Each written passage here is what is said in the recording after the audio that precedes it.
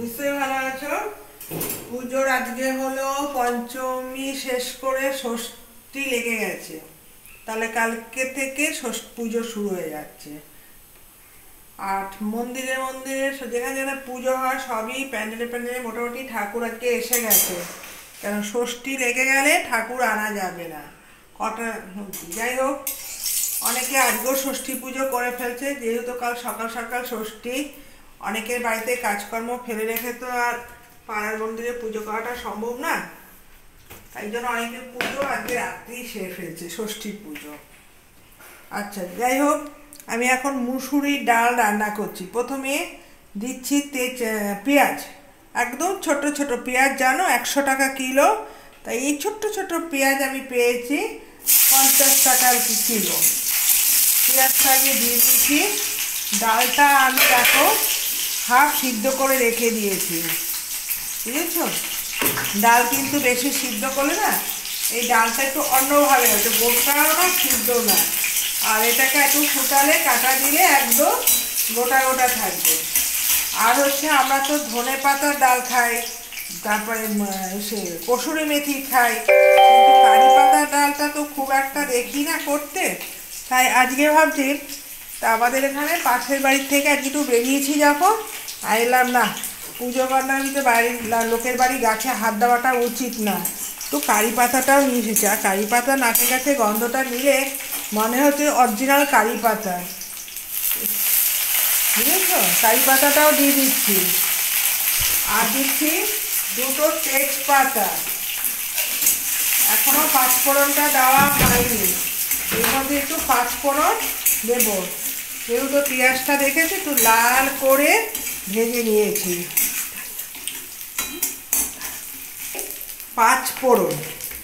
পাঁচফোড়নটা দিলে কি হয়, গন্ধটা তো বললাম না বাজারে হেভি সবজির দাম, ডালটাকে তো একটু টেস্ট করতে হবে।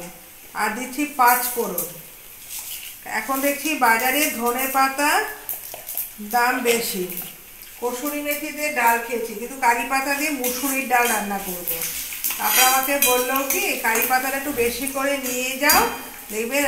হ্যাঁ আলুর তরকারি খেয়েছি, ঘুগনি খেয়েছি, ডাল খেয়েছি, আর না বলে আজকে আমার বাড়িতে কারি পাতা দিয়ে মুসুরির ডাল করেছি।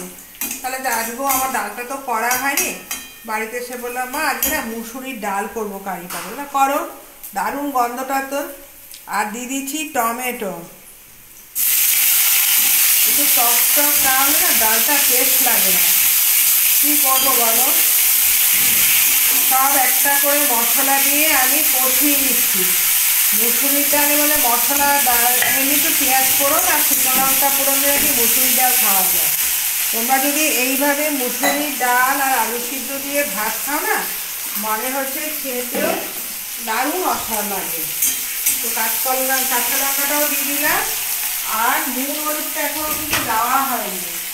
আর একটু দিচ্ছি জিরে গুঁড়ো, একটুখানি সামান্য জিরে গুঁড়ো দিচ্ছি। সবই যেন যে হাত থেকে পড়ে যাচ্ছে, হাতে জোর পাওয়া যাচ্ছে না। আর এখানে এবার নুনটা দেওয়া হয়নি, এবার নুনটা দিয়ে নিই। আর হলুদটা ব্যাস দেওয়া হয়ে গেল। দেখেছো একটু একটু মশলা করতে করতে কতটা মশলা ডালের জন্য কষিয়ে নিয়েছি, দেখো এই দেখো মশলাটা দেখেছো। এই ডালের মধ্যে আমি এবার ডালটাকে বেশ সুন্দর কষিয়ে নিয়েছি। এইবার এই ডালটা এখানে আমি দিয়ে দিচ্ছি।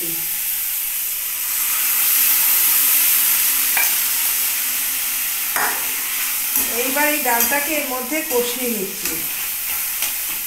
ডাল আছে ওকে, বুঝেছো?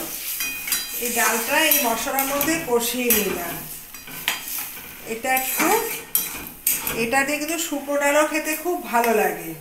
তার নিয়ে আমি ডালই রান্না করব, একটু মাখো মাখো ঘন ঘন চাপ চাপ ডালটা বেশ ভালো লাগে। তার জন্য আমি আজকে বাটিতে সিদ্ধ করে নিয়েছি। আজকে ডিম কিনতে গিয়ে একজন ডাক্তার গল্প করছিল, সবাই আমাদের চিনি ডাক্তারকে, উনি ছিলেন দাঁতের ডাক্তার। উনি খুব দুঃখ সহকারে জানালো আমার বয়স হয়ে গেছে এখন 50-এর কাছাকাছি, কিন্তু পেশেন্ট পাই না। কেন?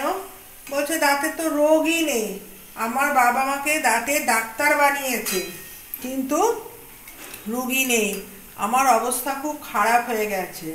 বলছে আপনার বাড়িতে এত জায়গা জমি এলো, আমার না, এটা তো আমার বাবার বাবার সম্পত্তি দিয়ে আমি কি করব।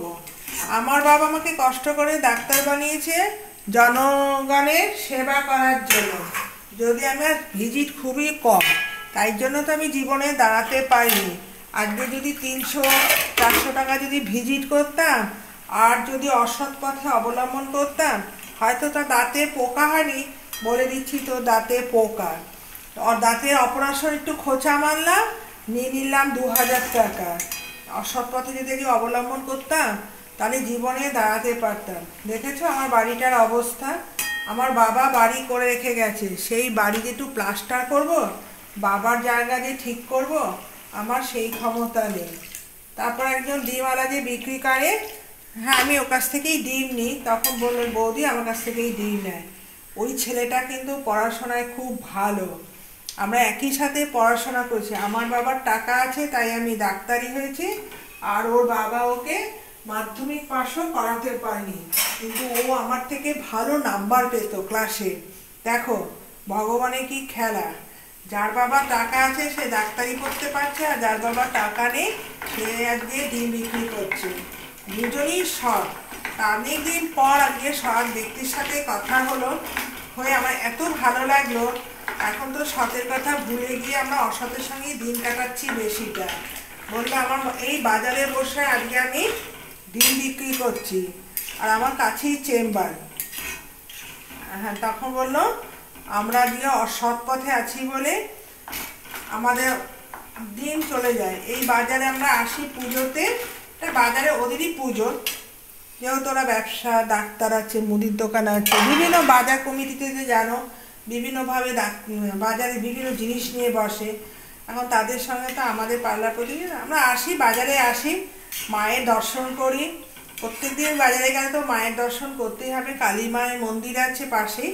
প্রত্যেক পুজো এখানে সব ধরনের পুজো তোমরা দিতে পারবে, মন যখন খারাপ হয় এই মনে করে একটু মায়ের দর্শনও করি আর বাজারও করি। তাই অনেকদিন পর সৎ ব্যক্তির সঙ্গে কথা হলো, শুনতে ভালো লাগে। এখন দেখছি তো সবই, ডাক্তারের কাছে যেতেও যেন ভয় লাগে, ওষুধ খেতেও ভয় লাগে, যাই খাবো সব সাইড এফেক্ট দেখা দেবে, এটা খেয়েছি এই রোগ হয়েছে, যেই রোগ আমার হয়নি ভুল রোগের ওষুধ দিয়ে আমার মারার চেষ্টা করছে। আর কি বলবো, সবার তো শরীরও সমান না, আমাদের শরীরে রক্তের পরিমাণ দিনকে দিন কমে যাচ্ছে, কেন? খাদ্যর অভাব। আমরা টাটকা গরুর দুধ পাই না, টাটকা ডিম পাই না, ডাক্তার সবজিটা যাই হোক গ্রামে চাষিরা এসে বসে সবজিটা টাটকা পাই, টাটকা জিনিসের কথা আমরা ভুলেই যাচ্ছি। আর সবজি তো এখনকার ছেলেমেয়েরা খায় না, তাই বলছিল ডাক্তার এখন 2 বছর বাচ্চাদের চোখের চশমা কেন হচ্ছে? খাদ্যের জন্য। অনেক কিছু জিনিস তথ্য জানতে পারলাম, শুনে ভালো লাগলো। যাই হোক আজকে আমিও তাই মুসুরির ডাল করছি, আর ভাতের মধ্যে কালকে করলা তরকারি করেছি, আজকে করলা আর আলু রেখে দিয়েছি, ভাতের সিদ্ধ খাবো। আর ঘরে পাতা টক দই আছে, ব্যাস আমার দুপুরে লাঞ্চ মেনু হয়ে যাবে। তোমরা সঙ্গে থেকো।